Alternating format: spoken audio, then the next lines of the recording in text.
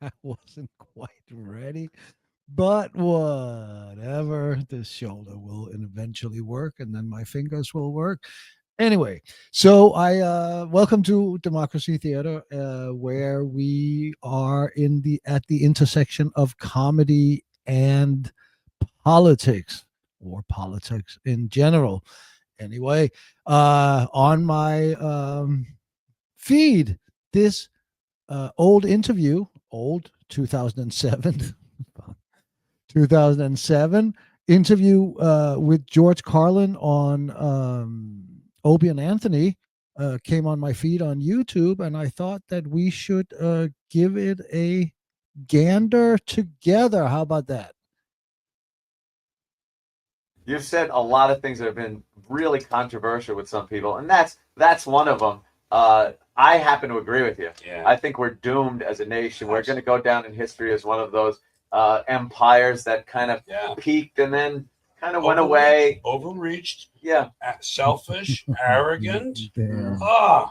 And now we have things like tequila lollipops, and I counted. In the car wash about a couple of years ago by now. I counted of all the ways you could change the smell in your car, from things you hang on the window to beads to sprays. They had several delivery systems for this stuff. I counted over 200 different things you could do to change the smell in your car, and one of them was called new car smell. And I mean, it's over. Yeah. It's finished. You have this great. I'm sorry, George. You have a great knack of taking the way people are thinking and just really making you doubt your own point of view. Like with voting, it's such a brilliant point you made about how people say, you can't complain if you don't vote. And then you point out how he predicted the downfall of the empire 18 years in advance or something like that. The people that voted are the ones that put these people in office. Yeah, so you have every right to complain because you're not a part of it. You stayed home that day. Of course I'm complaining. I didn't do this. It wasn't my work. The greatest ability to narrow everything down to one simple, beautiful point, like anorexia. I think it's probably my favorite thing you've ever said is anorexia. Rich C's don't want to eat F them. Yeah. I mean, what a beautiful thing. And it's so wonderful what nature is doing to smack us back.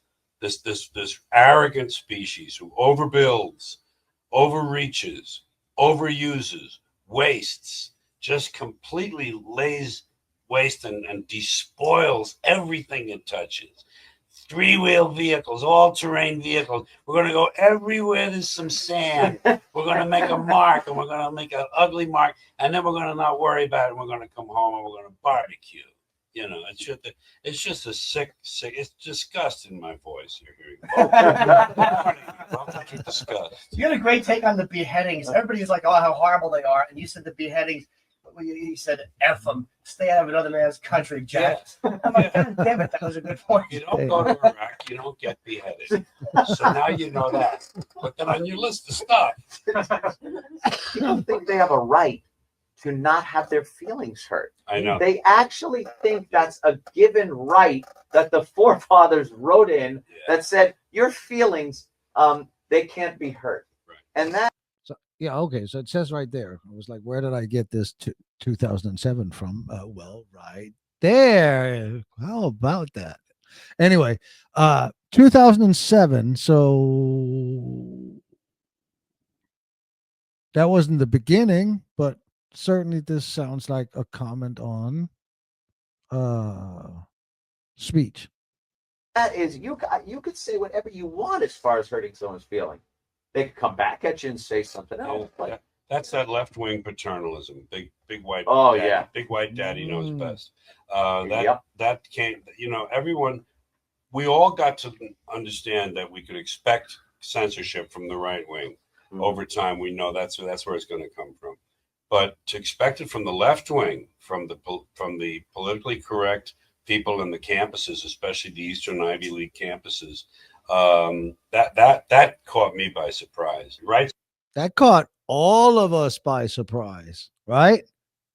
That caught all of us by surprise. Right? That's also where that transgenderism campaign or whatever you want to call it came from. Right? But that caught all of us by surprise. And by the way, right, this is kind of what, anyway, let's not go back to that. Yeah.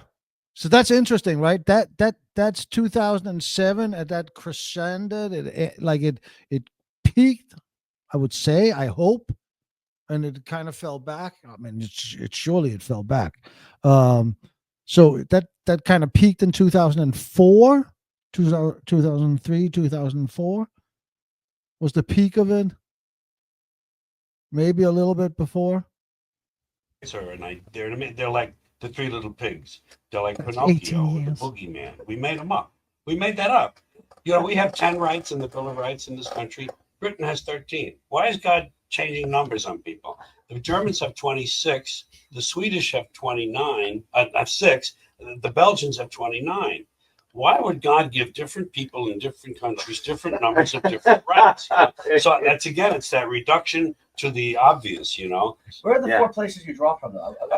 Well, the English language, He was a mess. social commentary, kind of. I think that's the best word for some of that stuff because it's not political, really, more like social, and silliness, you know, and observations, you know, like about stuff, things that universalities, things we all know, and therefore you have half the job is done with the audience because they already know the premise, and all you have to do is kind of like then take care of business. Yeah, the Muslims are going to win because they're going to reproduce us. They're already doing that. They will definitely have more babies than we do, and they don't care. You see, they have nothing to lose.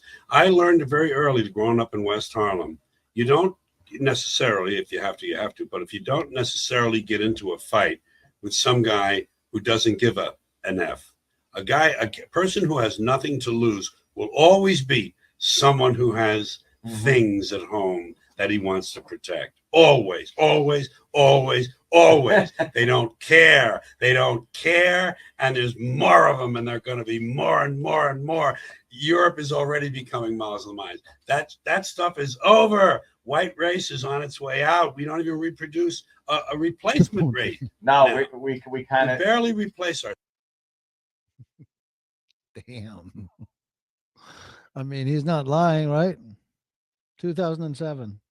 That's right. And the time is on their side, and we're so anxious to look at the next quarterly dividend. The next quarterly dividend.